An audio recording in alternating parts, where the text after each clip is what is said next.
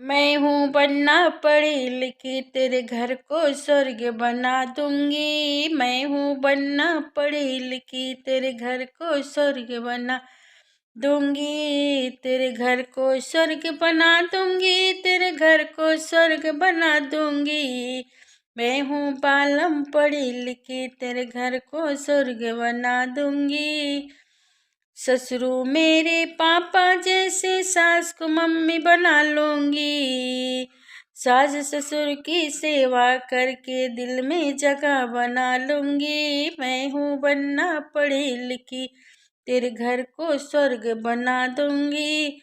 जेठ मेरे भैया जैसे, जेठनी को भाभी बना लूंगी। आधा काम करूंगी घर का, उनका हाथ बटा लूंगी। मैं हूँ बनना पढ़ी लिखी, तेरे घर को स्वर्ग बना दूंगी।